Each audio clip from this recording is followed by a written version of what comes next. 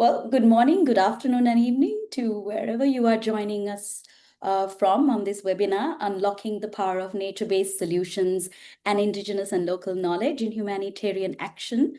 And perhaps before I continue, I would like to share some technical and housekeeping details so you are ready to follow this event. So this webinar is in English and we have live translated captions. To see these, select the closed captions, the CC option. You might need to click on more with the three dots on the top menu bar and you will need to select the language of your choice. And on this, a kind reminder that English may not be everyone's first language. So we ask everyone to speak clearly. Thank you. We will also be recording this event and it will be uploaded on the Charter events page. We will have a Q&A time for our participants, so please do share your questions in the chat box. And if you have a specific question for a specific speaker, please do indicate which one it is. And we also invite you to use the chat to introduce yourself and to those on the call. So we're seeing quite a few people from all over joining, which is very encouraging. So my name is Nishani Jayamaha. I'm joined by Natasha Westheimer, my colleague and co-coordinator of the Secretariat for the Climate and Environment Charter for Humanitarian Organizations. We are honored to have this webinar co-convened by ECOWEB, Ecosystems Work for Essential Benefits Philippines, the Global Alliance of Indigenous People, Gender Justice and Peace, Manipur River Gun Survivors Network, and the International Union for Conservation of Nature and Natural Resources, IUCN. Quite an array, so we're really proud and happy to have our co-conveners. And maybe just to give a bit of a background for those who may not be aware of the Charter. So if we go to the next slide, please, to give an introduction. I'll come back to this, but if we go on to the next slide, for those who may not know the Charter, basically it was developed for the humanitarian sector by the sector, and to date it has been signed by over 485 organizations, ranging from local, national, regional, and international NGOs, National Red Cross and Red Crescent societies, UN agencies, think tanks, and academia. And the Charter consists of 7 commitments that acts as a framework for humanitarian organizations to be more climate smart and environmentally sustainable in our programs and our operations. The first commitment to the Charter calls on us to step up our response to growing humanitarian needs and help people adapt to the impacts of climate and environmental crisis.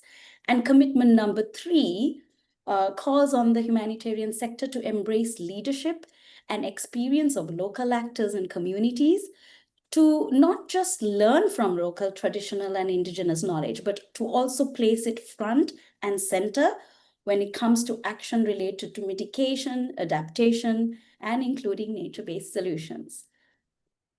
So I think we need to remind ourselves that we're at a crossroads where we are seeing unprecedented loss. And as humanitarian actors, we are witnessing the loss and extinction of human lives due to multiple wars, genocide, famine and starvation, floods, droughts and heat waves, and forest fires that we're experiencing and seeing across the world right now.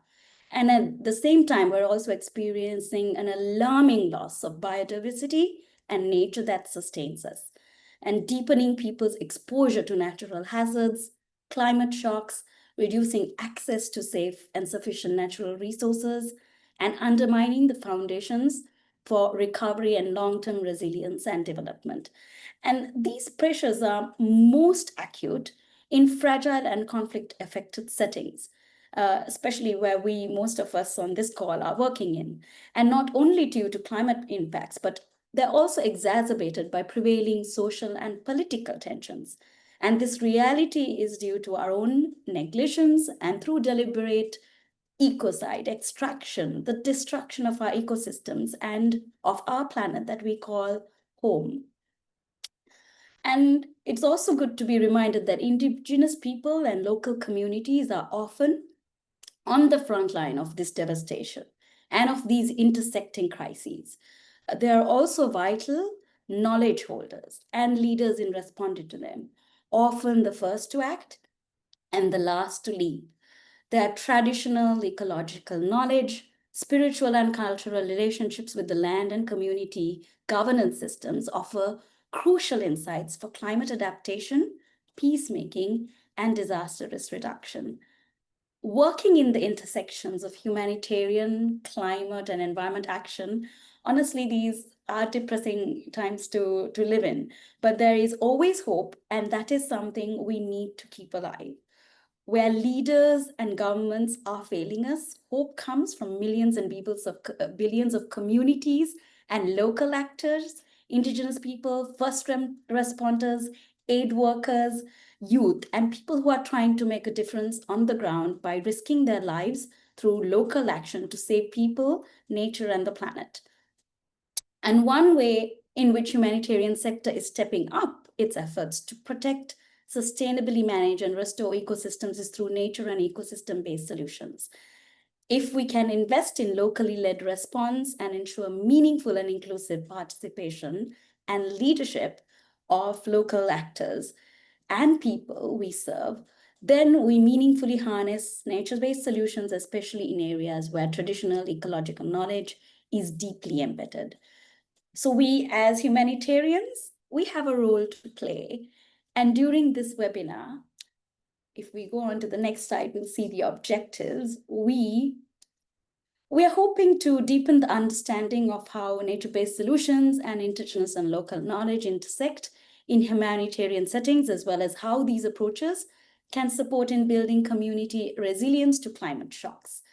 We also want to share during this webinar expertise on equitable engagement with Indigenous and local actors, including principles of leadership, free, prior, and informed consent, FPIC, terminology that we will get to know more from our speakers, and ownership in design, planning, and programming. We also want to highlight practical case studies, tools, and resources that demonstrate how local and Indigenous knowledge and leadership, nature and ecosystem-based approaches can inform and shape humanitarian programming.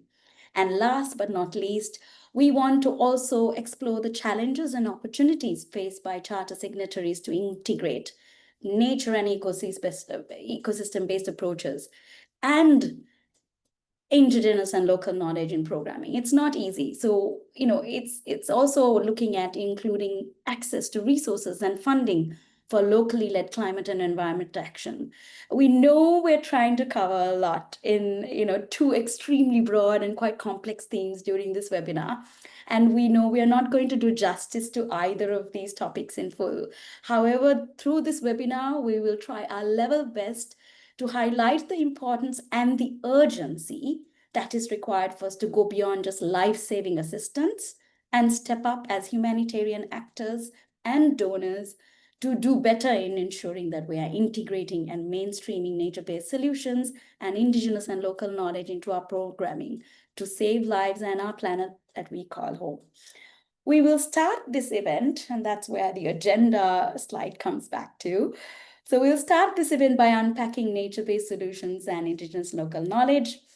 And we'll hear from Charter signatories on how they're already working towards actioning these commitments, what are the challenges, lessons learned, and we'll share some resources that are already available, guides, tools, case studies, and funding opportunities on nature-based solutions to support you in your work. And noting this, I'd like to share some of our speaker slide. There's an amazing array of speakers that we have on this call. And without further ado, I'd like to introduce you to Beena Lakshmi Nepram. Beena is the founder and director of the Manipur Women Gun Survivors Network and the Global Alliance of Indigenous People, Gender Justice and Peace. And Beena, today, we are so happy to have you to help us unpack what is Indigenous and local knowledge and how holistic systems of knowledge, including ecological, social, and cultural aspects, are vital in the face of climate change and environment degradation. We'd like you to hear from you on this. And then also we'd like to hear from you, how can we as humanitarian actors ensure that we are considering crucial Indigenous local knowledge insights for climate adaptation, peacemaking, and disaster risk reduction? And what are the concerns and challenges faced by Indigenous people and communities that we as humanitarian actors should be considering? So over to you, Bina. Thank you. Yes, thank you, Nishani. And my warm greetings to each and every one of you who are joining from around the world for this, what I would really call a really important and historic convergence of Indigenous humanitarian work. So thank you so much for convening this, to all the co-organizers, thrilled to be here. And I greet everyone in my Indigenous language, in Manipuri, Mayam Butaram no Okchari.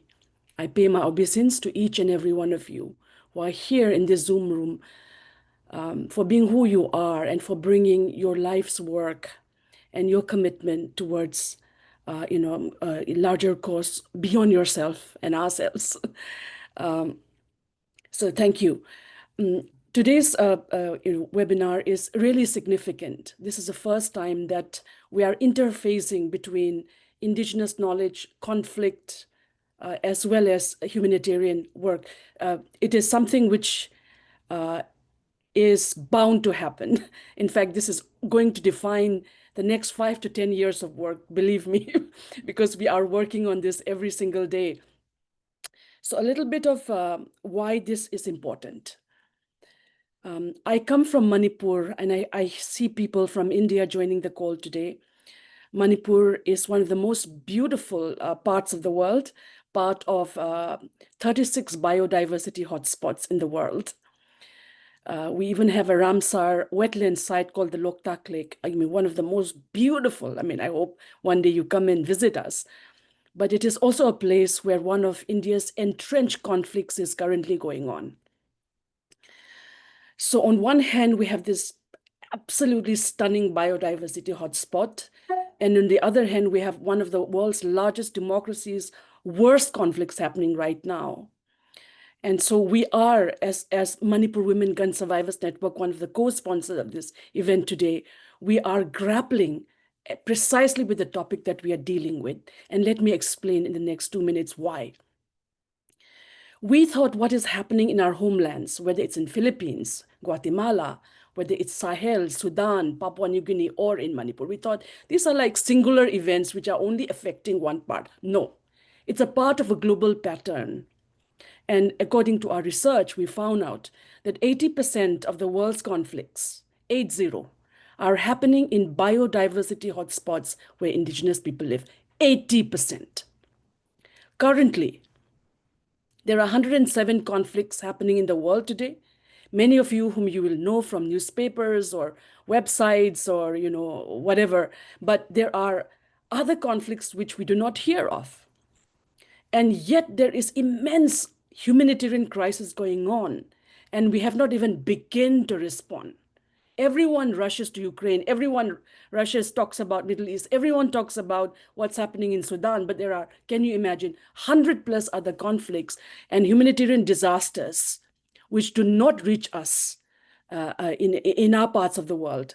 So, and when we investigated these conflicts, and I coming from one of them, we realize that these conflicts are deliberately engineered on Indigenous lands and territories.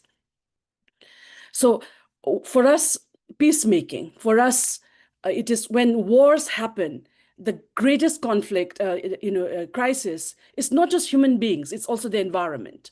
Wars and natural disasters impact us in ways which are just beyond, just as humans, but our loss of biodiversity, as you mentioned, Nishani, the loss of forest cover, using our Indigenous lands as sites of drug production, sites of experimenting with drones, experimenting with warfare. I did not prepare today's meeting. I wanted to speak from my heart, just to let us know how critical this work is. So one aspect is why we need to build an indigenous local knowledge in this work. So these conflicts, if we have to respond in ways which impact people as well as the environment around us, we realize that we got to do something about it. And indigenous knowledge system is something that I grew up. My grandfather was a medicine man. We knew how to treat diseases. We knew how to live in connection with nature. We knew how new facts like for indigenous people that we are not the owners of our land or nature. We are just the caretakers. We can't, when we die, we don't take our land, we don't take our resources, we leave them behind. So we are just caretakers. So we don't own it. We are not the owners. We are not, but we are, for us, land, forest, they are not resources that we exploit, but they are a part of an ecosystem, part of our body, our mind, our well-being, for which we have to learn how to coexist. That's one thing. The other thing that we wanted to share was the fact that indigenous local knowledge, because of 500 years of colonization, this knowledge system has been buried in our ecosystem, in our histories, in our minds, in our narratives, in our storytelling, buried. I'm trained as a historian, so I'm able to say this because the history, for example, of 45 million people in India's Northeast is still not in the syllabus of India. So our knowledge systems are excluded. As a result, and I'm not talking only about Manipur alone, but I'm talking about around the world where colonization has taken place, in which indigenous wisdom, knowledge systems have been buried under the ground.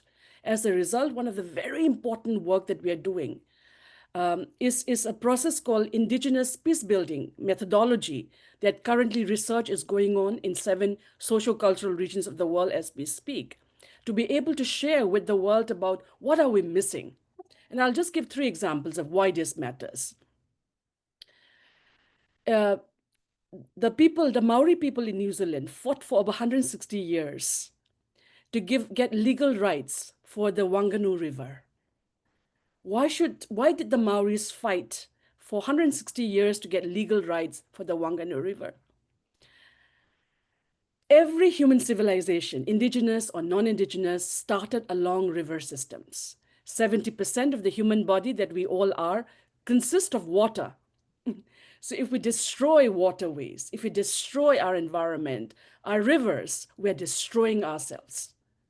So the indigenous Maori knowledge is teaching us that why we need to honor our rivers, our water system for our own survival, for the world.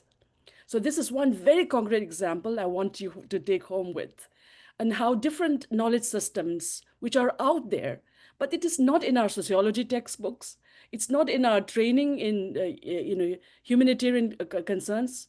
It is not in our training in human rights, but they're just excluded. So this is one example. The other example I bring from Manipur, where I come from. In Manipur, we have what is called sacred groves.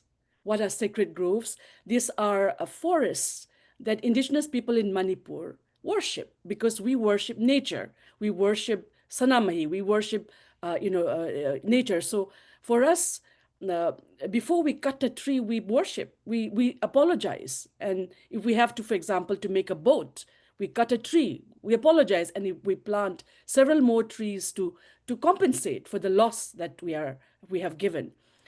Even in the erstwhile kingdom of Manipur, the king himself went and apologized to that tree. So these are some of the things that we are bringing in. In terms of the challenges that we face, so it is really critical that indigenous knowledge is made a part of our system, because as 80% of the world's conflicts are engineered in biodiversity areas where indigenous people live, it is imperative that we get indigenous knowledge out. In the next 1 minute that we have, we also wanted to know, so in Manipur and around 7 socio-cultural regions of the world that we work with, we are now started what is called Indigenous Humanitarian Peace Building. What does it mean? It means that if indigenous lands are being, at the moment, conflicts are engineered, resulting in a huge loss of lives and displacement, then we have to ensure that we're able to use this local knowledge, because peace building and climate solutions are not going to come from the UN, from London, New York, or Geneva. It has to come from our own communities. So we are experimenting with this right now. So in Manipur last year, since the conflict started, we started what is known as peace gardens all across the state. We have started exchanging seeds of peace. And we are working with women weavers, we are working with youth, we are working with interfaith leaders to be able to respond to this humanitarian crisis. So I will end with this so that we can listen to other speakers to let you know that we are here practical. We are doing our work for 20 years nonstop to be able to find the connect. And I'm so glad that we're meeting today in this webinar. Will be not the first and the last one, but the beginning of many such conversations, which I would love to keep in touch with all of you to continue the work that we all are invested in. Thank you. Thanks so much, Veena. I mean, the time we have does not do justice for the amount of knowledge that you have that you can share.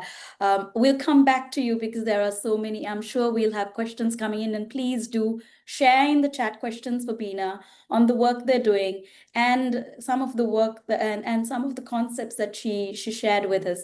And totally, I get it. I'm Sri Lankan, and we also have this indigenous medicinal knowledge, which basically also is coming from Ayurveda, like in India, and we've lost this. This is not taught in schools. We don't use these in our normal day-to-day humanitarian action or practices on looking at how do we use some of these traditional peace-building methods like the indigenous communities have, and how do we protect this? So it's something that we will continue to unpack during this webinar. So moving on, we have Anita Check. She is the Senior Indigenous Program Manager on Indigenous People, and she is also here today to give us an overall setting of the scene, to help us to frame a bit of that nature and ecosystem-based approaches and the links to Indigenous knowledge. And Anita, thanks for joining us from Mexico. It is super early for you. We really appreciate that you're here today. It'll be really interesting to hear from you and the perspective of, being an Indigenous leader yourself, and also coming from IUCN, an agency that is, a conservation agency. Bina talked about local action. We also want to hear from also the global action that's happening and mobilizing this sort of, interconnection between Indigenous local knowledge and nature-based solutions. So please do share with us a little bit about, what is this nature-climate nexus and this ecosystem-based and nature-based approaches? What is IUCN's work? What is IUCN doing on Indigenous people and biodiversity? And what kind of, message do humanitarian organizations need to take forward and take through and take into consideration? Over to you. Okay. Thank you very much, Nishani. Yes, I'm in southern Mexico, in Yucatan, the land where my grandfather came from, even though I am now from Belize, or the country named Belize. But as you will know, the Maya territory ran from southern Mexico through all of what is Belize now, Guatemala, and parts of Honduras and El Salvador. So it was Mesoamerica. At IUCN, as you know, we have been working on nature-based solutions, ecosystems-based approaches, but more recently, in the last 6 years, strengthening the Indigenous Peoples and Conservation Program. Okay, I will try to share from the perspectives that we bring as Indigenous peoples and how it is placed within an institution like IUCN, where the work of conservation, the work of climate change, of ecosystems-based approaches, and humanitarian action still needs more integration. I am very glad that my colleague Veronica invited me to this webinar, because I think for too long we go about the world siloing the way we approach nature and our humanitarian actions. For Indigenous peoples, and you can go to the next slide, please. For Indigenous peoples, I want to share today, before we go into the topics, because I imagine most of the people who come here are from the humanitarian world, and I'm not sure how much we really look at who are Indigenous peoples in the world. For us, self-identification is critical. And I'm happy to see that the sister before me is an Indigenous woman. Thank you for sharing the knowledge that you bring through the living experience of your community. For us, as you will know, Indigenous peoples are those in independent countries now who are regarded as Indigenous peoples on the account of our descent from populations who inhabited what is now those territories in these countries or geographical regions to which the country belongs at the time of conquest or colonization, or the establishment of present state boundaries, and who, irrespective of any legal status, we retain some of or all of our own social, economic, cultural, and political institutions. So in a nutshell, it is those peoples who were there before colonization. There are some international regulations or frameworks or conventions that already recognize who are Indigenous peoples on this in the world. You have the Convention 169 that speaks to Indigenous and Tribal Peoples Convention. This was in 1989. You have the UN Declaration on the Rights of Indigenous Peoples, which was adopted by UN General Assembly in 2007. And more recently, the UN Convention on Biological Diversity, which in the biodiversity world we call the CBD, and which I will be making reference to. Next slide, please. So Indigenous peoples, we maintain a close relation with nature.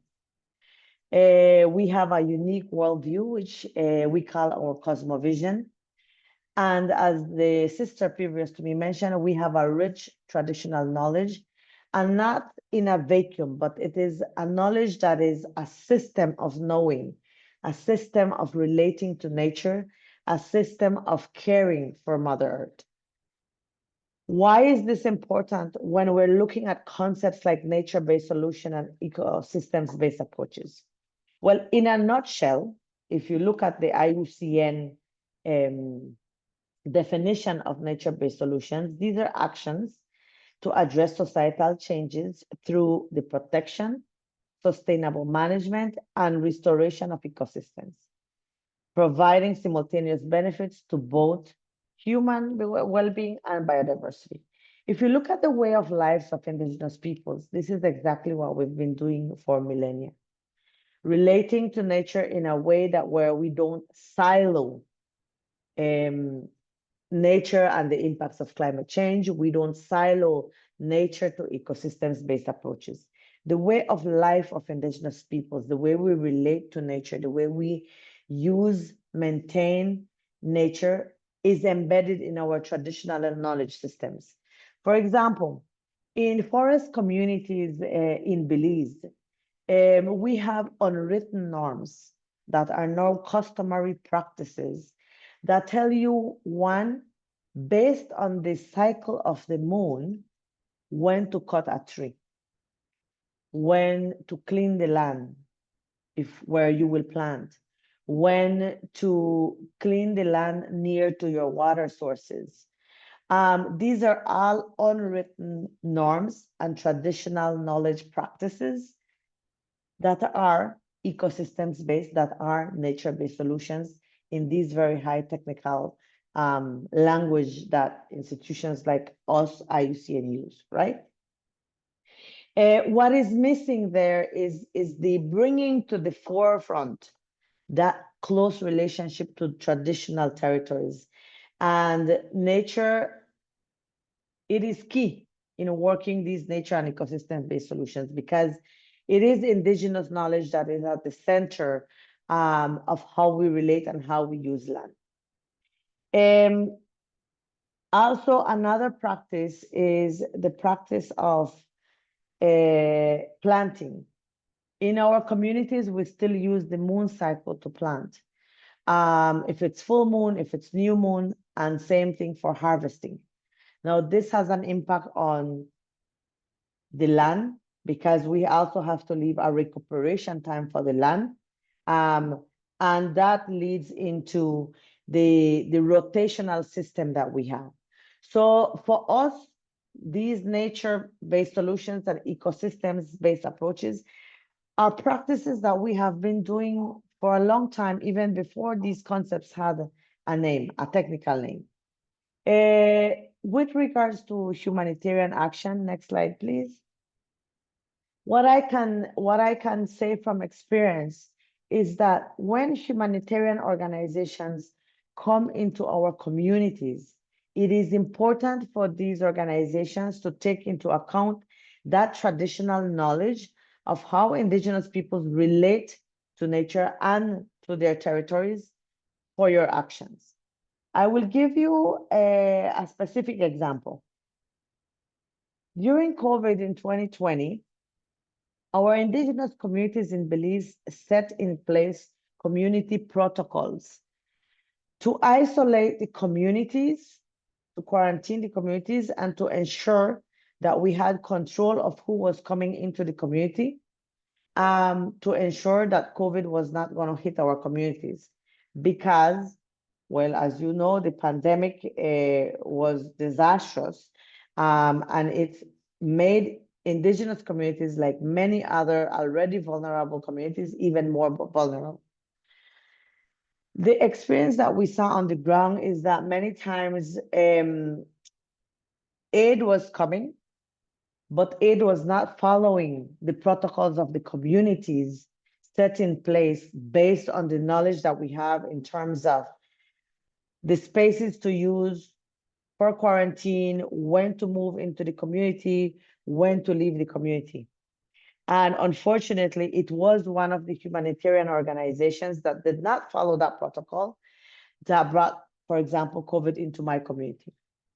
So for us, it is very important that any initiative, any program, any organization that comes into our communities must follow community protocols that are part of the know-how, the knowledge of how we manage our communities. I want to mention here that there is already recognition in several instruments and documents about what is Indigenous and local knowledge and also what is traditional knowledge. So Indigenous knowledge carries these names. And the first is Indigenous and traditional knowledge is known as social and ecological knowledge practices and beliefs pertaining to the relationship of living beings, including people, with one another, with our environments, such knowledge can provide information, methods, theory, and practice for a sustainable ecosystems management. In a sum, this is saying that Indigenous peoples, we have a knowledge that can be used for sustainable ecosystems management. And this is in the NbS glossary as of 2019. Then in the CBD 2018 glossary, they look at traditional knowledge as the knowledge, innovation, and practices of Indigenous and local communities, embodying our traditional lifestyles that are relevant to the conservation and sustainable use of biological diversity.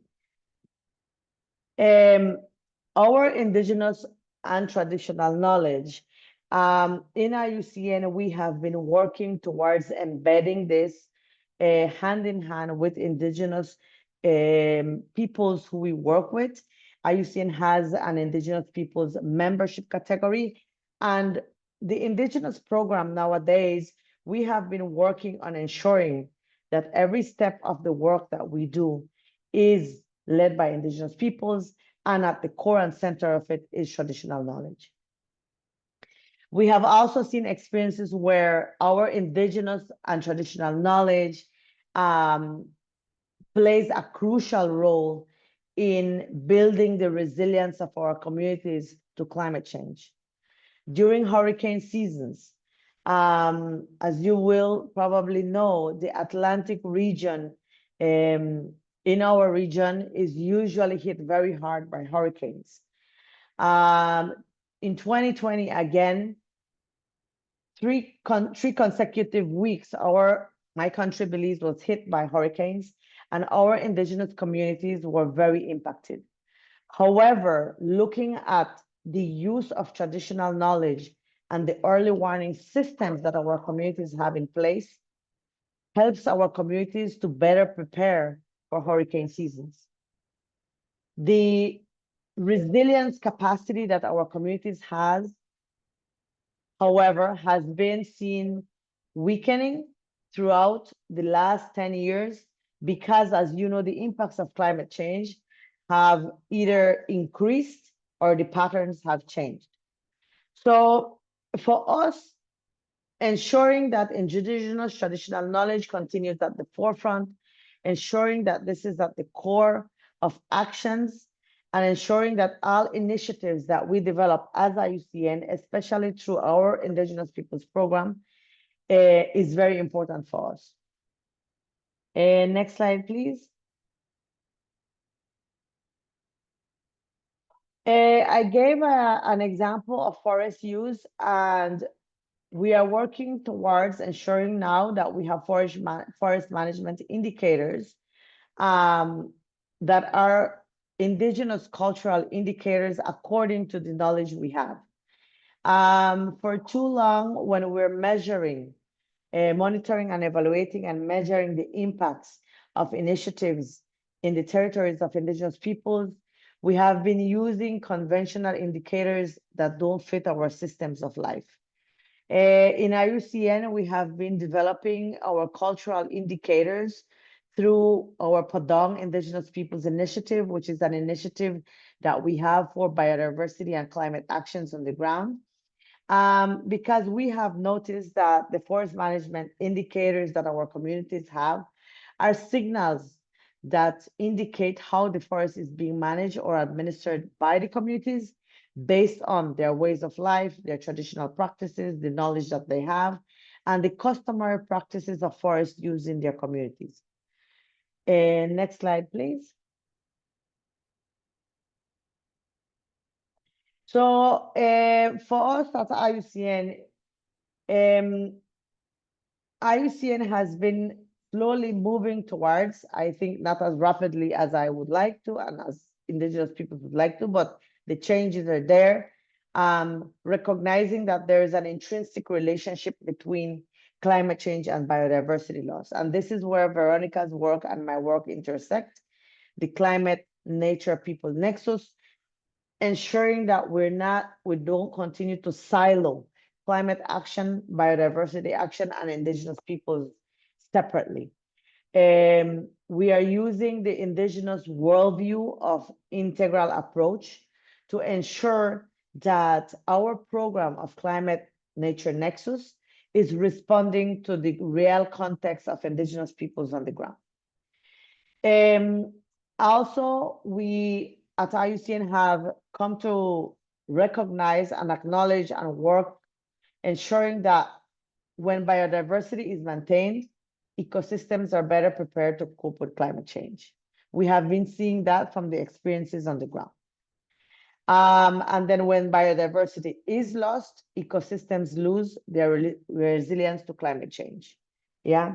And I think that it is important to recognize that for millennia, indigenous peoples have been working from our own traditional practices, and that those have maintained our lands, and the ecosystems-based approach and the nature-based solutions that we hear about are approaches that we have been using, which is why today you will see that at least 80% of the remaining biodiversity in the world is found in indigenous lands and managed by indigenous peoples. Next slide, please. So in a nutshell, for us, we want to put at the center that indigenous peoples with our traditional knowledge, we can contribute to more effective climate actions, nature-based solutions, and ecosystems approach, and that this must be recognized. And any initiative that we're working on, any process that we're working on regarding nature-based solutions and ecosystems-based approaches must take this traditional knowledge into account. That the lack of consideration to indigenous and local knowledge can lead to negative impacts if we don't listen and learn from indigenous communities. For that reason, participatory planning and co-implementation of initiatives with indigenous peoples and their cultural values, putting their traditional knowledge and scientific knowledge, will result in effective climate actions, nature-based solutions, and ecosystems approach. Next slide, please. With that, I will end it there. For us, it is very important to mention that through the Indigenous Peoples Program, we have been in a process of co-designing the Indigenous program, a process of co-implementing it with Indigenous peoples on the ground. And so at the center of that program is Indigenous leadership and Indigenous knowledge. Thank you. Thank you so much, Anita. I mean, there's a lot there to unpack and for us to understand. I think as humanitarians, we're really learning slowly what this means, and this is a first step towards it. And it's the siloed approach. This is what we're always talking about in the humanitarian sector. We need to move away from that. And with this current situation of the humanitarian reset and funding crisis, we're even struggling even more so. So we'll come back to you a little bit on how this can be, how can we find synergies and better synergies, and how can we do this in a more cohesive way. And interestingly, we have some case studies that we want to also share of how humanitarian actors have been doing this on the ground. And we have Regina, Nanette, Salvadora, and Tikisa. Salvador. I hope I have pronounced your full name right. I'm so used to saying Nanette. Salvador only, not Salvadora. Okay, perfect. And okay, next time. And she's the executive director of ECOWEB. And it's really interesting, Nanette, because the great work you're doing in the Philippines as a humanitarian organization on really incorporating this indigenous local knowledge, traditional knowledge, and nature-based solutions is exactly kind of what we're talking about in this webinar.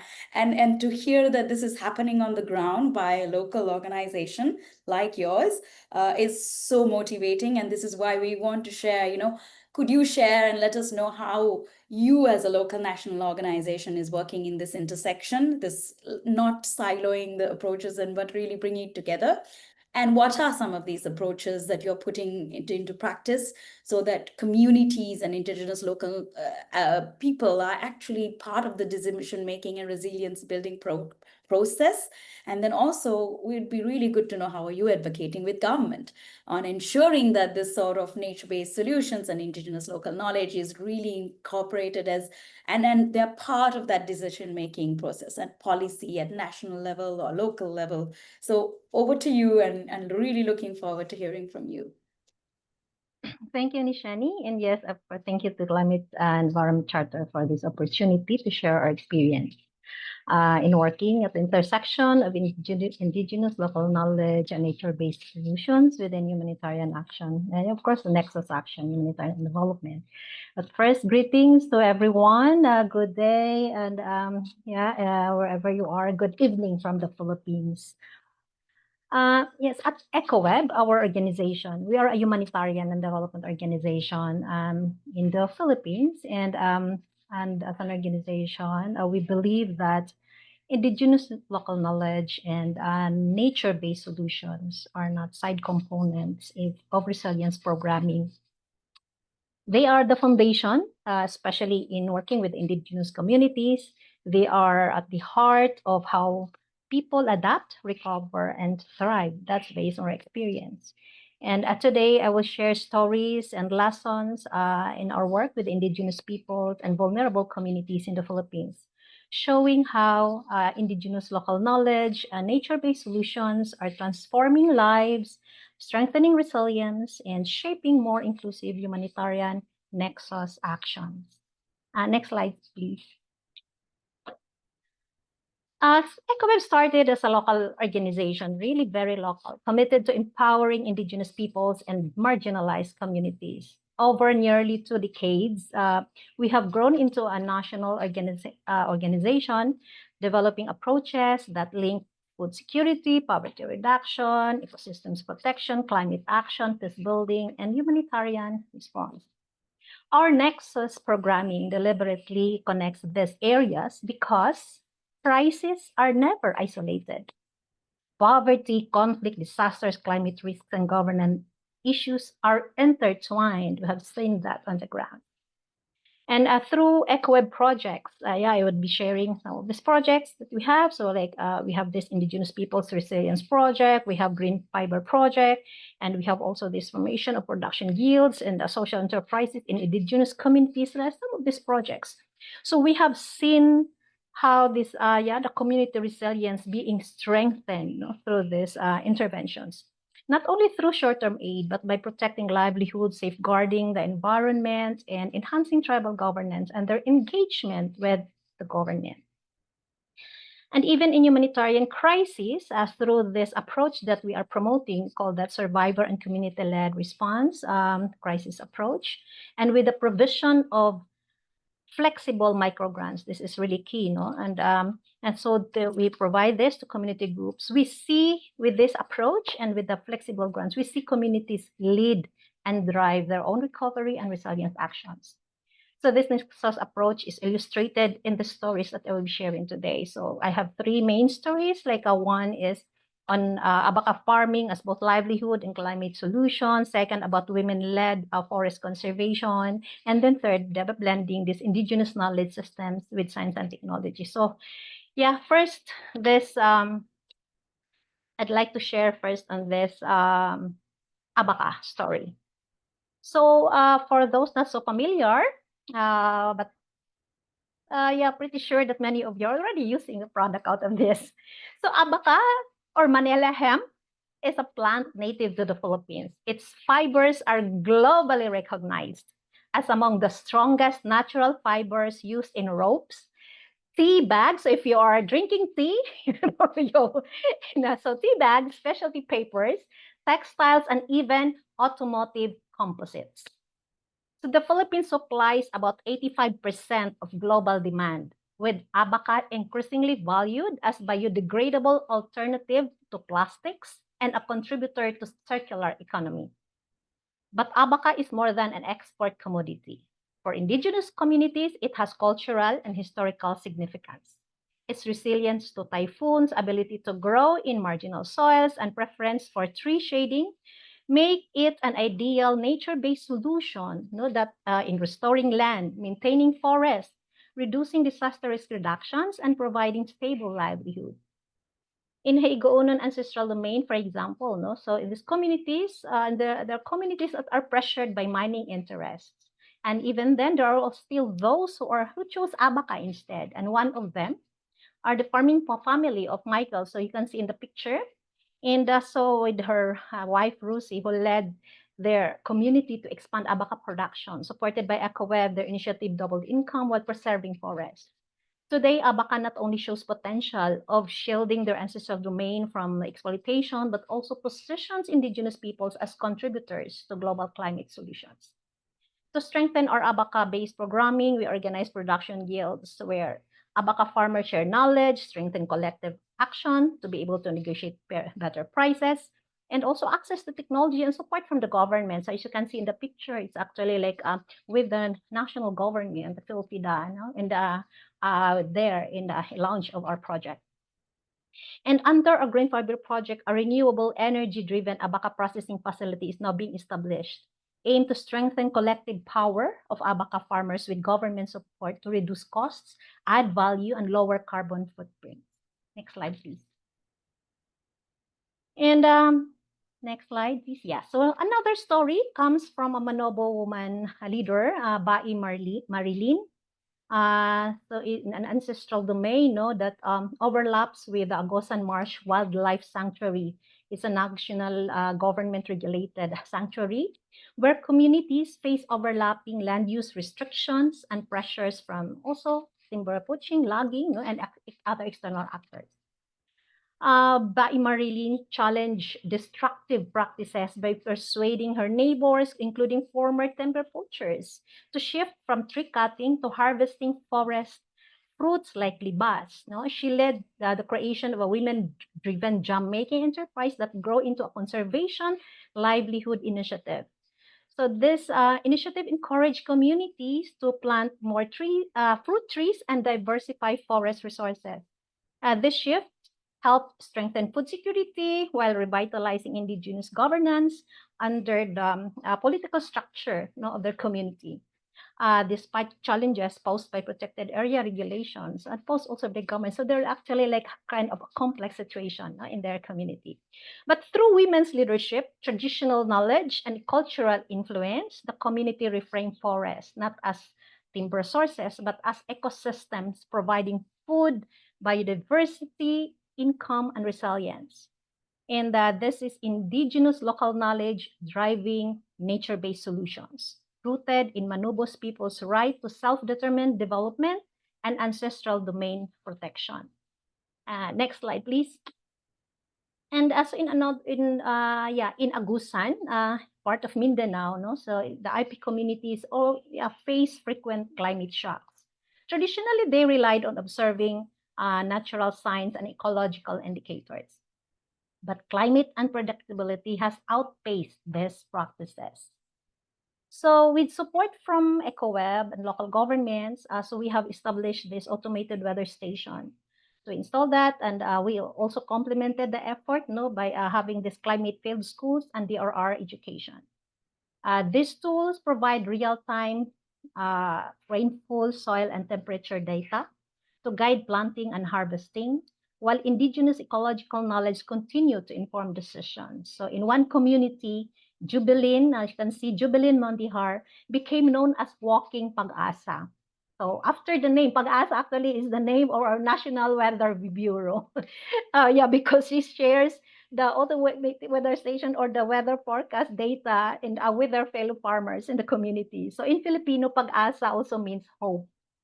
And so what makes this story powerful is that the data, this scientific data is blended with indigenous knowledge systems and practices and validated by farmers themselves. The integration of science and culture makes resilience both technological and community-owned. So strengthening food security and adaptation in their ancestral domain. Next slide, please. So underlying this stories of resilience is our guiding principle, promoted through the survivor and community-led crisis response approach.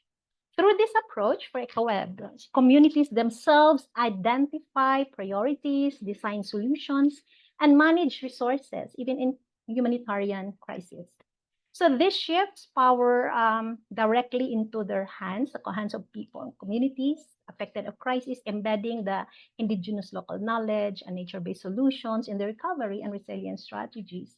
So by combining ILK, local leadership, timely support, resilience actions become more effective and sustainable even after external aid.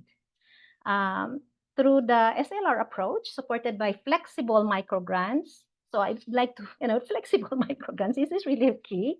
So we have seen more community-led nature-based solutions and resilience initiatives emerge. So there are actually a lot of stories that we can share still, and rooted in local knowledge and capacity. So we could unlock this simply when communities are trusted and resourced. Next slide, please. But for ECOWEB, community action must connect with policy. At the local level, we support indigenous peoples in drafting and enhancing their ancestral domain, sustainable developments, and protection plans, ADS-TPP. And so it's actually based on our policy also on law. So these ADS-TPPs integrate indigenous knowledge systems and practices, or IKSP, with disaster risk reduction and management and climate change adaptation measures and are being linked to our local government unit, the RRM plans, and local climate change action plan. And at the national level, we continue to advocate also for policies and financing mechanisms that recognize and resource Indigenous-led NbS and other resilience actions. Like so the IP Resilience Project that we have in ECOWEB has shown how Indigenous political structures and IP livelihood associations can drive climate-smart livelihoods and conservation if given proper support. So equally important is the governance dimension. In the Philippines, I'd like to DRR has often relied on expensive hard infrastructure, dikes, seawalls, drainage system, projects that not only fail to address flooding, but are also widely recognized as hotbeds of corruption, political patronage, and resource leakage. So if you have monitor our news in the Philippines, so the flood control project has it's a really created a lot now of noise due to mega corruption.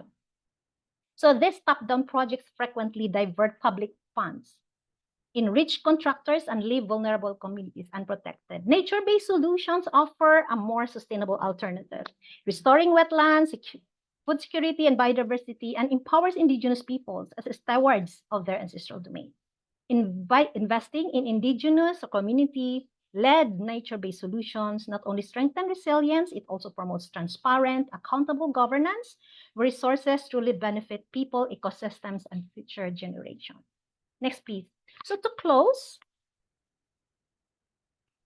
when Indigenous and local knowledge and nature-based solutions are respected, resourced, and led by communities, resilience becomes truly transformative. The stories are not isolated. They show a pathway for humanitarian nexus action that is sustainable, inclusive, and deeply rooted in culture and nature.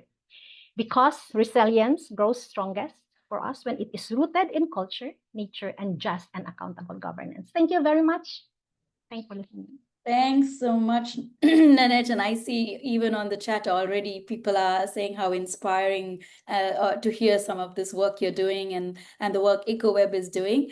And absolutely, this is the intersections of the work we've been talking about. How do we make sure we're incorporating this local knowledge and at the same time updating it? Is really interesting to hear that project next time. I'm sure there's going to be questions on how that, climate data and climate risk is incorporated into the local knowledge, and then responses are much more tailor-made and much more suitable with that local context and Indigenous context. Without further ado, I'm going to go on to our next case study or example that, the work that both the British Red Cross and the Kenya Red Cross are doing. We have two speakers who's going to share with us some of their lessons learned knowledge. We have Peter Murgo and Brigitte Rudrum, who's going to share a little bit with us about what are the work that you as the British Red Cross, the Kenya Red Cross are doing in terms of incorporating nature-based solutions into the work with the humanitarian perspectives, and also what are some of the innovative work you're doing with youth, research, and partnerships, and we're open to listen to you. Over to you.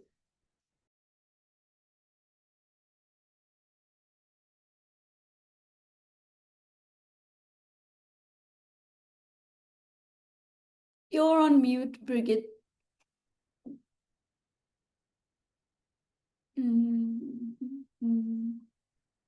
We can't hear you. Nope, not yet. We heard you fine last time when we did a check. I think our icon seems to have a problem, but we can hear you, Peter. yeah, but I'm seeing like Bridget's icon. I don't know.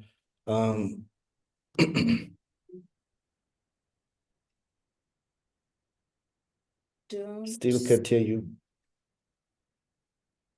You were doing fine earlier. Maybe if you remove your, you think it's the. Could you try without the earpiece? Yeah, exactly.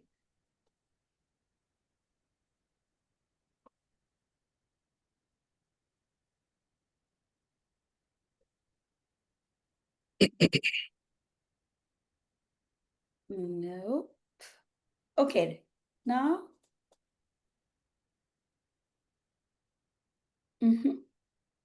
Will it break the flow if we let another speaker go before she sorts this, or would you like us to run through this in the interest of time? We can run through, maybe Brigitte, you can log off and log in again, and we'll admit you again to see if that works. Yeah. So Peter, perhaps you can start. Yes, Perfect. and indeed quite thank you very much, Nishani, for organizing this very informative session that we can cross-learn and we can share our experiences around the globe. Quite interesting to hear the reflections and impressions from our partners and our colleagues across the globe in different contexts, having nature-based solutions.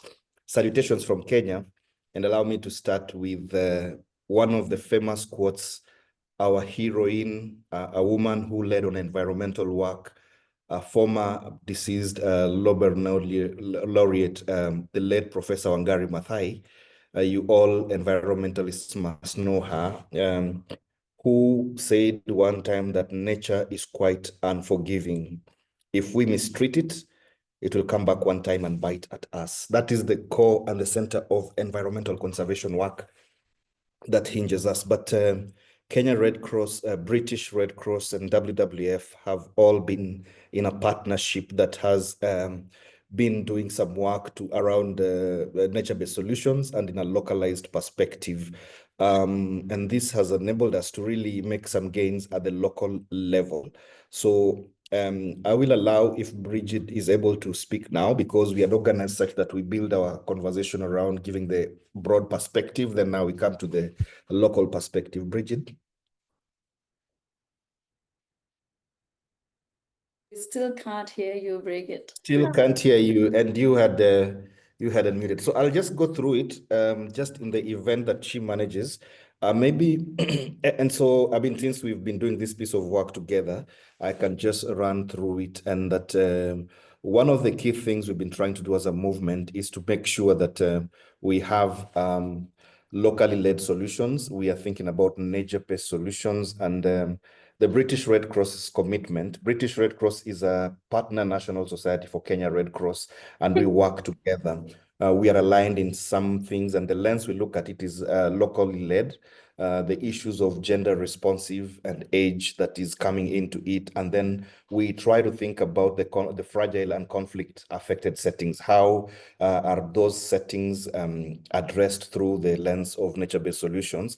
And then cross-sectoral collaboration, and then accessible long-term funding that can be able to be implemented at scale. This is how the British Red Cross has been able to come in to try and see how it collaborates with the local national societies. Maybe if you could move to the next slide. Yeah, so we subscribe to the movement's climate action journey, and we look at perspectives of making sure that, number one, we are mobilizing and growing current climate action. How do we collaborate together to grow current climate action? How do we become climate smart across sectors and the DRM continuum? Climate cuts across, whether it's the time of disaster risk reduction, mitigation, anticipatory action during response and during early recovery. And then also, how do we facilitate locally led adaptation at a scale, which we've already underscored before, and then increasing the environmental sustainability and green response and climate change management, which are things that we subscribe even to the climate charter, and seeing that we track our journey. We have tools, people are equipped, and we are screening, so that we make sure that we can appreciate the work that we have, and we have a journey that can be tracked. If we move to the next slide, please. Yeah, so we have several tools as a movement, and British Red Cross has worked closely with us across a number of national societies, where there is the component of mapping. How do we do mapping together with communities? And Anita earlier on was talking about locally led. How better to have the communities participating in developing plans like participatory forest management plans, for instance, sub catchment management plans together, transect walks, analysis of secondary data, seasonality calendars, and then together with these communities, analyzing and seeing and getting the reflections of what these are speaking to us. These have proved to be very invaluable. If you may move to the next slide, please.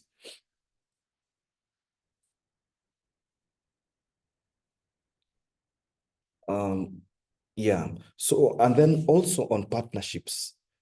Okay, I think there was one on partnerships, but yeah. So still on the EVCA, how do we make sure that using these tools now, we understand the challenges, we understand the issues that arise, and then also we can integrate them and have nature-based solutions. For example, in Nepal, and I don't know if my counterpart in Nepal is there who can chime in for a moment.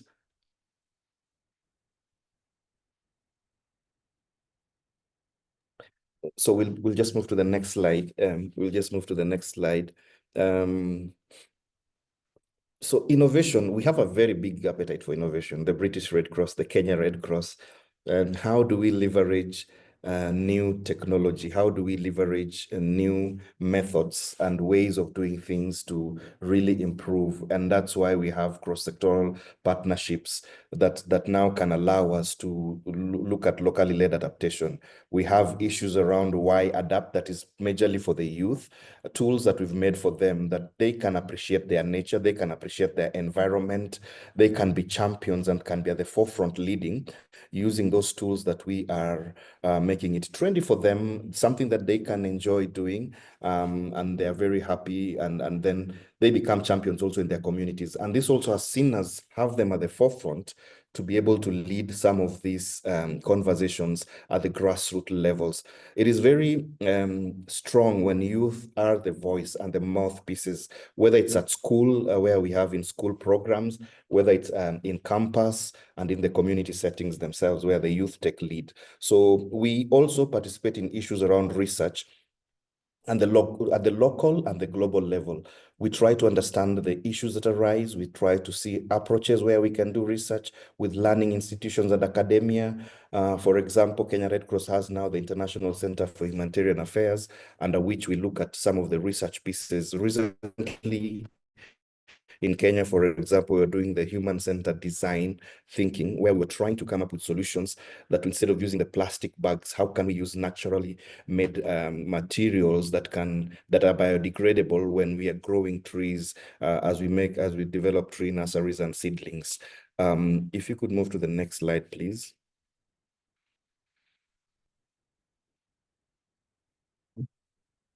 I don't know if yeah, thank you.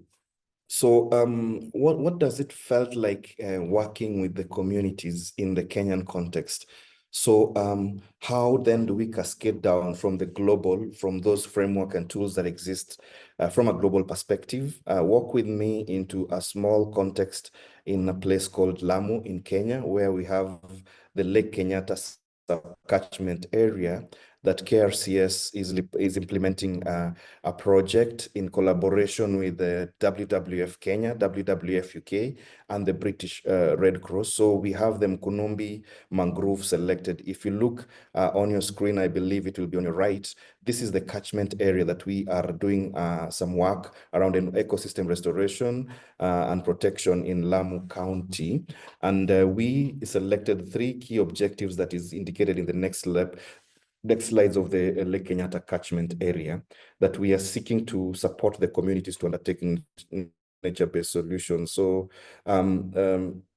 with this particular piece of work, before I go to the key activities and project outcomes, the British Red Cross partnership has enriched this engagement by supporting in setting the frameworks and for collaboration, governance models, and then equitable partnership and leadership to the country partners.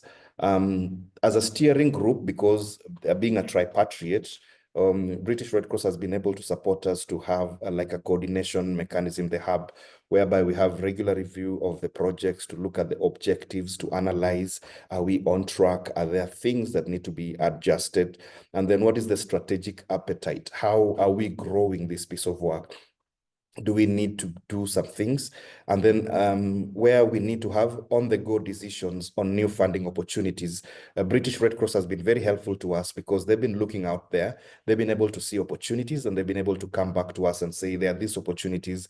We think it is great for you. And then also finding and resourcing with support for the WWF UK, IFRC, and then the Kenya Red Cross, so that there's that entire linkage from the global to the national. And of course, guidance, technical support, proposal development, and project designs from a global perspective. You know, at times when you look at something internally, it is good to have somebody who has a global perspective or an external eye. And that's what British Red Cross has been to this partnership, besides identifying solutions to challenges, yet having a clear understanding. So we have a British Red Cross Kenya country office that has been very pivotal in supporting us in this piece of work. Next slide, please. So back to the project that we are implementing with WWF Kenya is that we looked to have 3 project outcomes that is spread across the 2 partnerships. Number 1 was to look at the policy environment. We all know that if we don't have an enabling policy environment, then our work goes on in futility.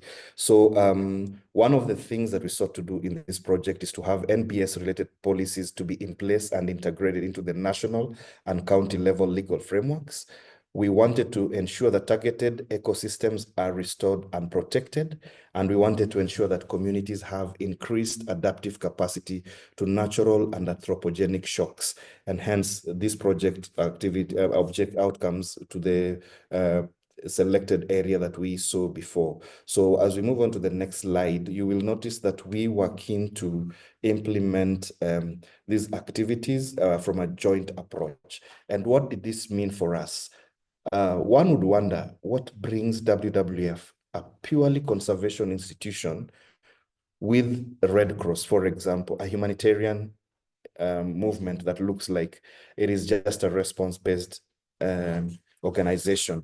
And this was the uniqueness of this arrangement, because the conservationists had the capacity to do the other bit, and us from a risk reduction perspective and community engagement perspective and understanding the humane aspect of things, this partnership became good. So jointly we looked at the governance, the technical and the community perspective. On governance, we developed the Lamu land use. We were working on the development of the land use plan and review of the Lake Kenyatta subcatchment management plan, where we were working with communities to ensure some of these things are in place. And then technically, we were mapping the degraded ecosystems and their causes. And this is where the conservationists came in handy, because it's the lens with which they could look at the ecosystem and make recommendations. And KRCS on the other side was able to look at the aspects of risk reduction, livelihood components, and revenue generation.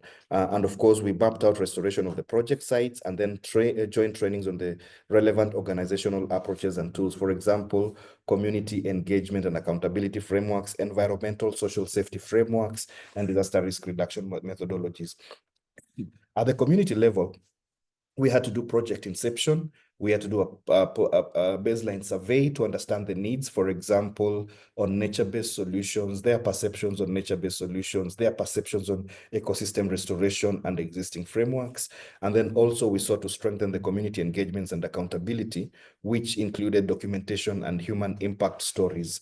This has been a collaborative effort in the 3 tripartite agreement, where British Red Cross, WWF, and Kenya Red Cross have been able to work together to deliver the piece of work. Next slide, please.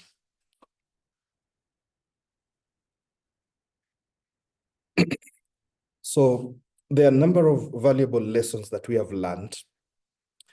First of which is placing the communities at the center. We are talking about localization. All the speakers who have come on board, whether it is women-led or youth-led or community-led, placing communities at the center has been very beneficial, led to ownership and contextual implementation of the project objectives, enabling us even to make tweaks in this project. Additionally, our funding partner was very gracious to give us an inception phase that allowed us to maybe model and think through and conduct assessments to really see what are the approaches we would like to prioritize. And that brought the unique strengths, challenges, institutional frameworks, and allowed us to have joint and harmonization work plans in place so that we could understand what to prioritize, what not to prioritize. How does Kenya Red Cross work, for example? How does WWF, being conservationist, work? And how do we come together? And of course, the importance of having a governance structure that could give oversight, real-time decision-making, technical reference, and also a number of other things. And of course, the issue of having the complementary unique capabilities and value propositions, clearly understanding what WWF is strong in, what is the Red Cross strong in, and then bringing those two together and seeing the uniqueness of this partnership. And of course, the county and national government buy-in was very critical, because this, when government is at the center of these conversations, even the discussions around policy, frameworks, review, analysis are very essential, and then makes the project be successful and swift because they are participating in these processes. Next slide, please.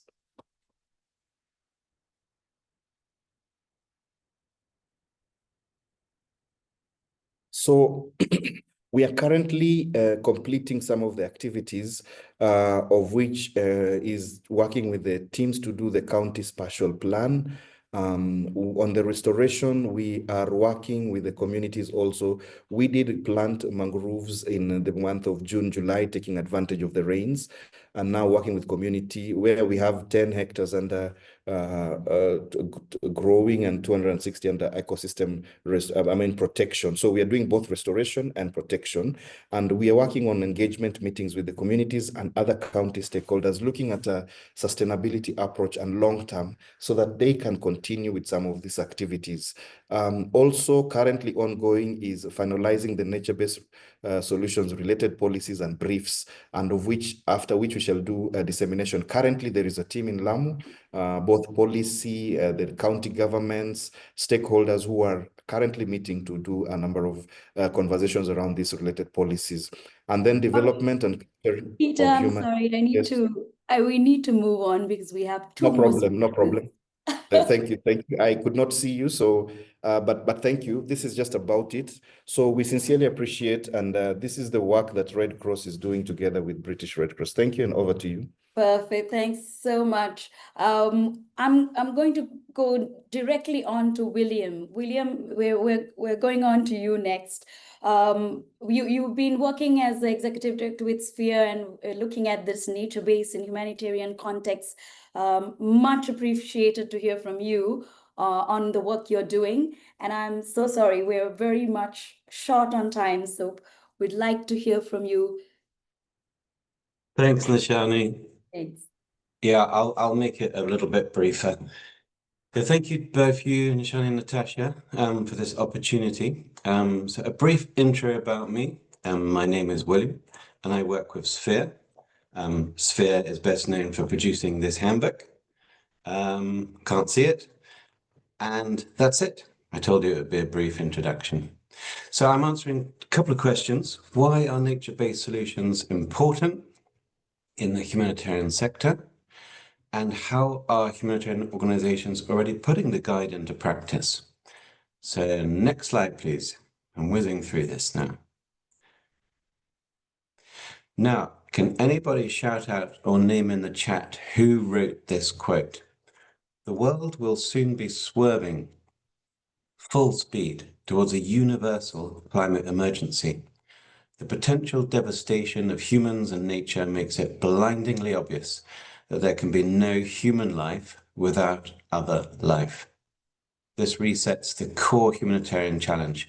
How do we find life-saving harmony between humanity and nature?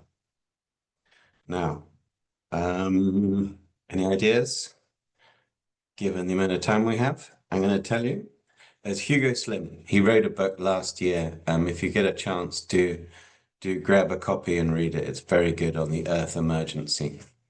And on the right there is the front cover of a Sphere Unpacked Guide, as you can see. Right. So where we are today, why is it important? Well, the Sphere Handbook recognizes the environment as a cross-cutting theme But the 2018, the latest edition, didn't go far enough. So we have produced this unpacked guide in between the revision of 2018 and the next update that'll be coming out around 2028. Why are nature-based solutions important? Well, we have an expression in English about preaching to the choir, and I think I'm preaching to the choir now. Essentially, we have no planet B. Protecting and restoring nature is integral to principled humanitarian action. Now, I worked on the CHS revision and the Core Humanitarian Standard revision, which is one of the foundation chapters of the handbook. Good to see Mihir on the call as well, who also worked with me on this. And we really worked hard to make sure that the environment was included in the Core Humanitarian Standard. Personally, I think it doesn't quite go far enough, but it does talk about accessing support that does not cause harm to people or the environment, and identifying, preventing, mitigating, and addressing negative impacts of programs on the environment. What I'm really doing with Sphere is promoting not just the protection, but also the restoration of humanitarian action when it comes to the environment. Because aid doesn't happen in a vacuum. We know that. We can't separate humanitarian action from the world in which we live. They're inseparable. I believe to be a humanitarian, you also have to be an environmentalist or a climate change activist. If not, if we ignore nature, saying that's not our concern because we are only here to save lives and relieve suffering, I believe we're not just burying our head in the sand like an ostrich. In reality, we're not serving the community. And we are potentially damaging their future.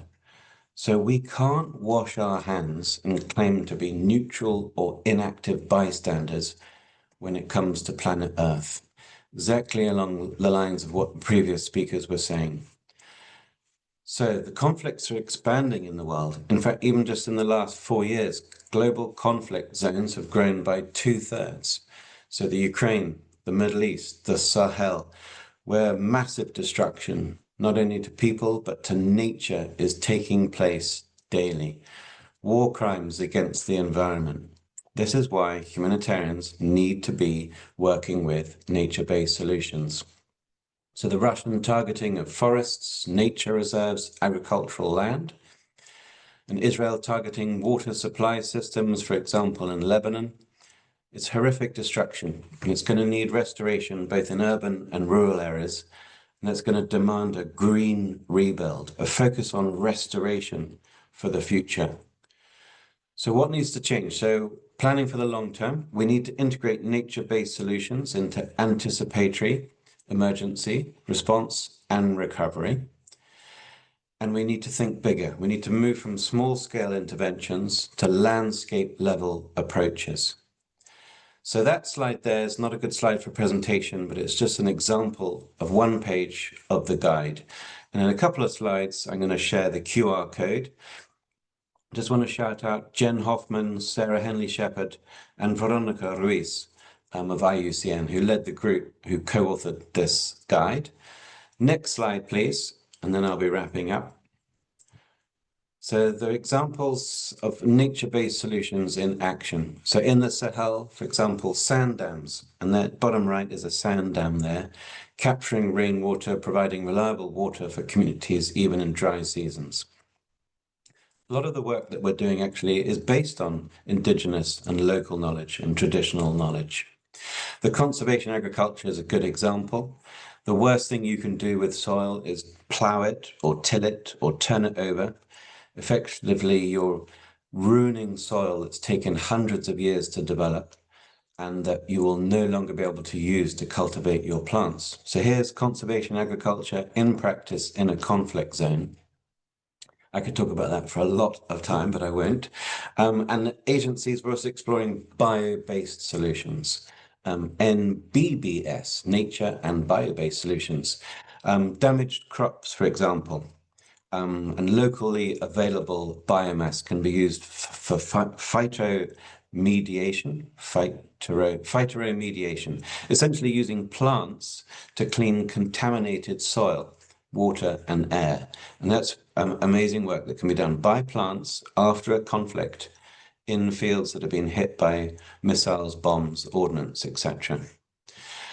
I'm going to speed through now the last point. So in cities as well, examples are, for example, green roofs or rain gardens, wetlands which are absorbing stormwater, which reduce flooding, they cool cities, support pollinators, and improve human well-being in these cities. In Karachi, for example, there's a climate-smart eco-streets project alongside a building water-sensitive societies with some agencies, including, for example, WWF on the call, introducing sponge city elements, rainwater harvesting, recharging wells, sponge city design, terracotta pavements that absorb rain and don't reflect the heat back into the city, pocket tree gardens, etc. And I could go on, but I won't. For want of time, I'll go to the next slide, please, Natasha.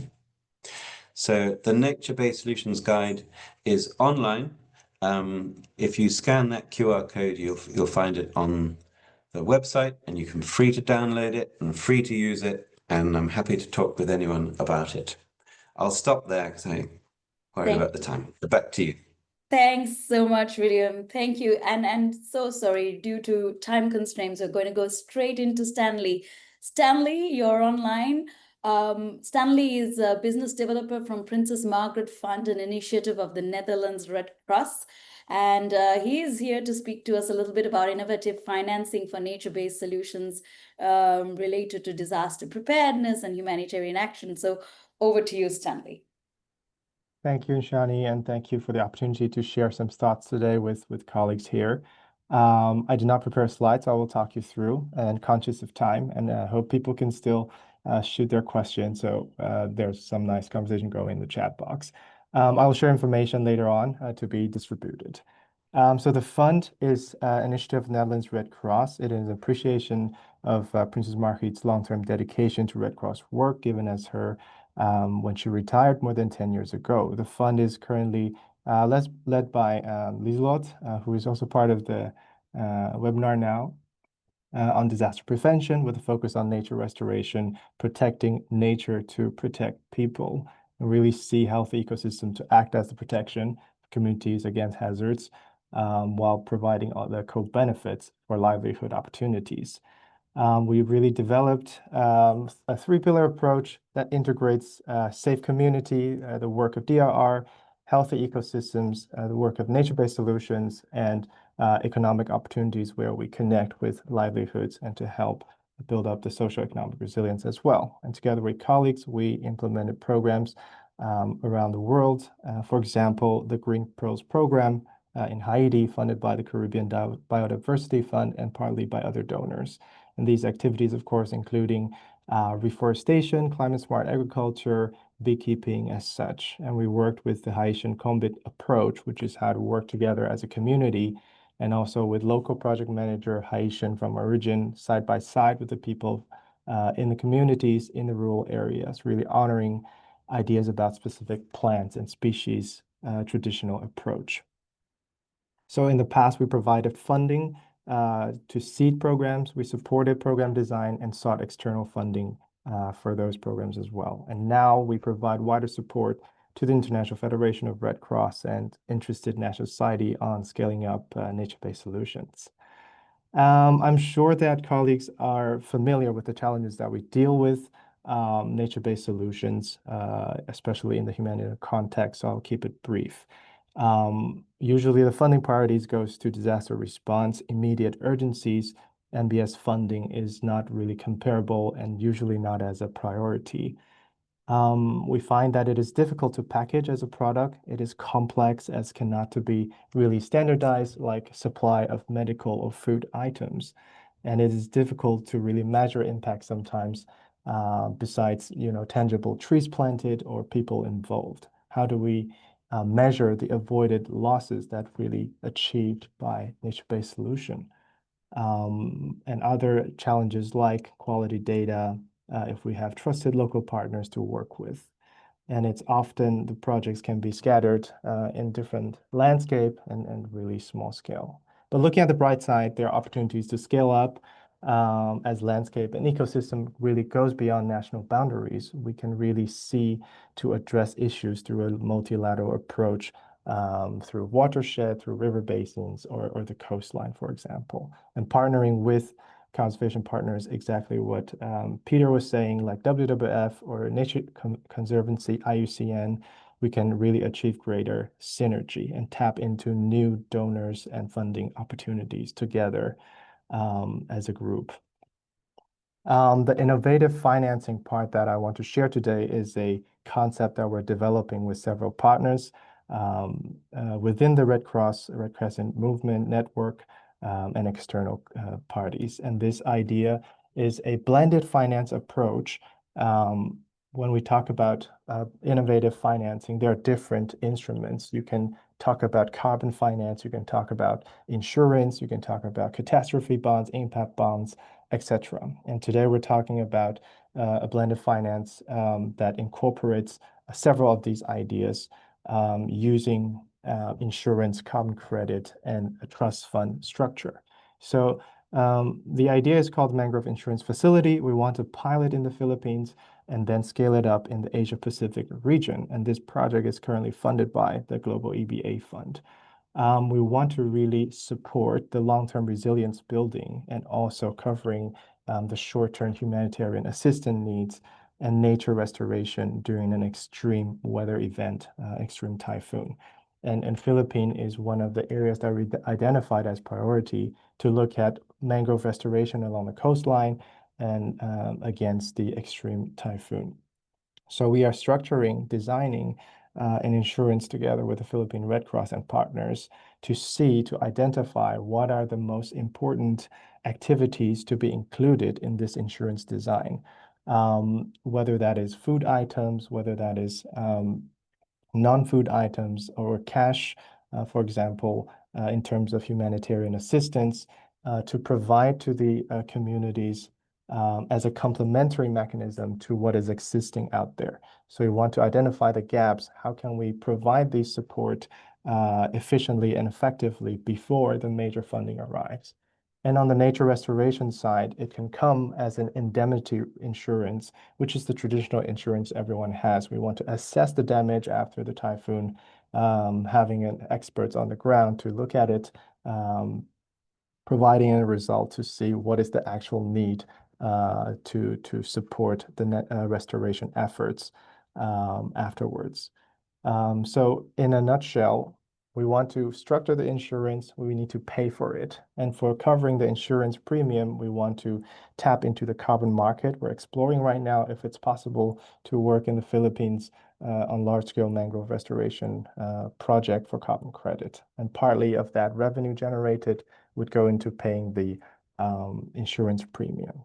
And lastly, we want to set up a trust fund where all the financial flow comes in, and you can envision it as a savings account. So partly of the cash that is reserved in the fund would generate, let's say, 3 to 5% return on investment that would cover partly the overall operational cost as a whole. So the idea is really to explore opportunities to tap into new way of funding for climate adaptation, ensuring key resources are secured and allocated effectively and efficiently. So we will share more about this idea, and I want to leave more time for discussions. Thank you very much, everyone, and back to you, Nishani. Thanks so much. I mean, unfortunately, we have so much to unpack. We should have made this a 2-hour webinar and not a 1.5-hour webinar. Just to also let you know, everyone who's still here, thank you so much for hanging on. We did want to also share a little bit more about the guidance pages, and I just shared a while ago, and Natasha will again share with you the 2 links. We have 2 guidance and resources pages for one for Indigenous and local knowledge and one for nature-based solutions.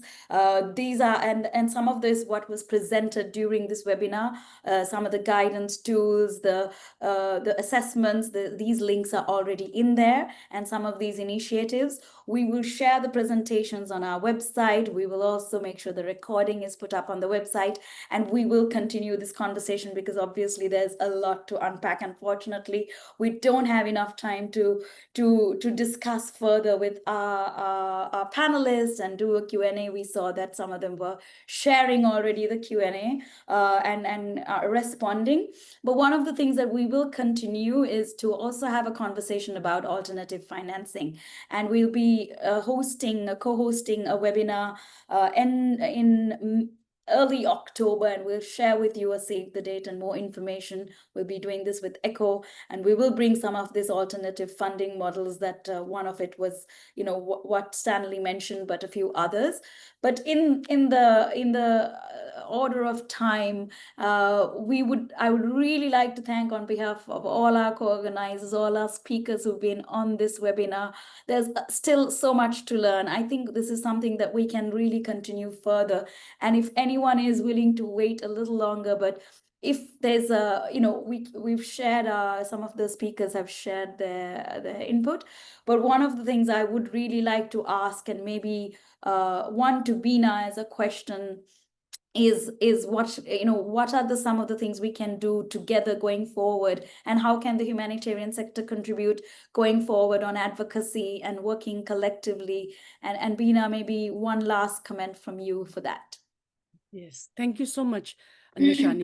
Thank you to all the excellent presenters. Learned so much from today, and particularly the one for financing would be really important, because many Indigenous people, they have very hardly, that's one of the main things. Though Indigenous people hold 80% of the, are in biodiversity hotspots, and they hold the key to protecting people and this planet, yet I think less than 3%, I don't know, there's a certain number, like only 3%, even less than that, of all the financing of all the humanitarian work goes to them. So I think we have to really, to change, Nishani, we got to change this. We got to have the faith that Indigenous people who are at the grassroots, we are able to place faith on them. Currently, 13%, 88% of the world's humanitarian resources goes to 13 organizations in the global north.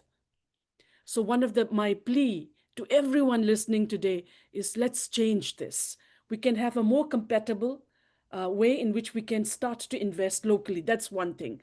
The other thing that I would also wish to start is to please start in all your programming as I mentioned, I think one of the presenters shared about an online curriculum. I think we are at the moment trying to roll out an Indigenous peace building and humanitarian curriculum. So let us work together, all of us. I think we can put our energy and our good energy and thoughts on this. So let us work together, all of us who are interested today and part of this. Let us go towards it to create the right knowledge, missing knowledge, to be able to plug in that the right decisions are taken. That's the other. The other thing is currently we are working very closely to brief UN General Assembly on this particular theme of Indigenous peace building and humanitarian nexus.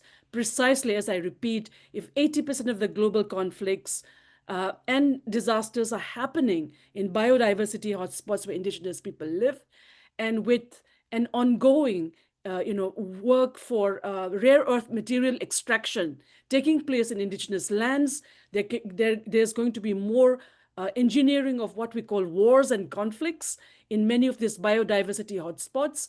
And we have to tell that, as Gandhi said, we have enough for everyone's need, but not for everyone's greed.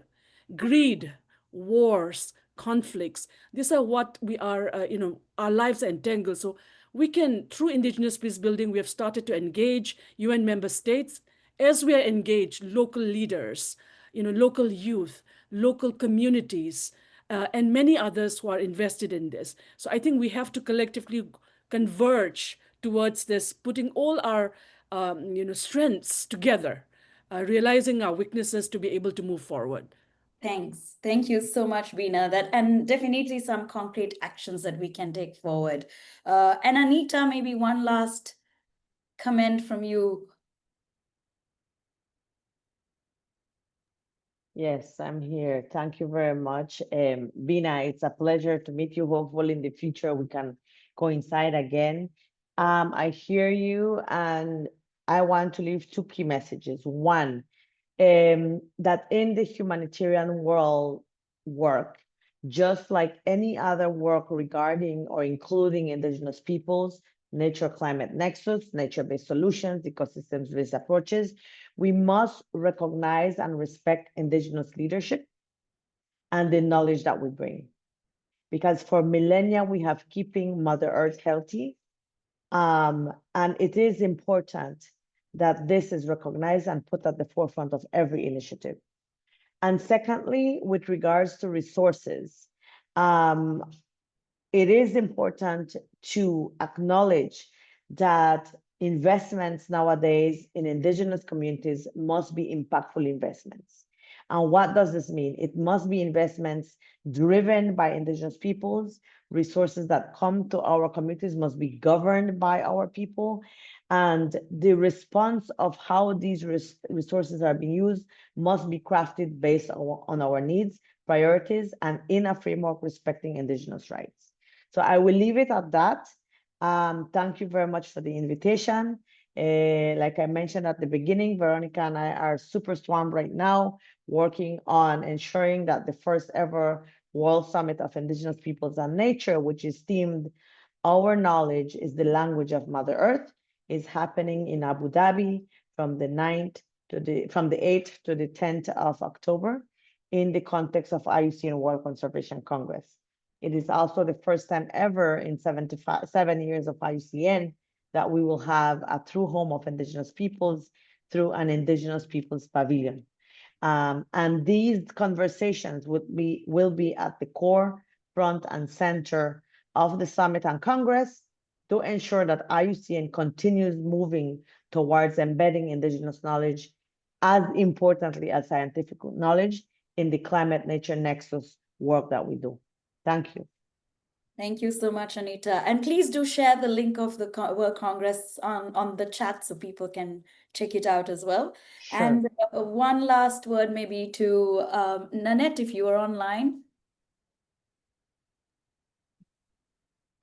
Yeah, thank you, Nshani. Yeah, very brief. Yeah, we have heard a lot. Climate emergency requires bold actions.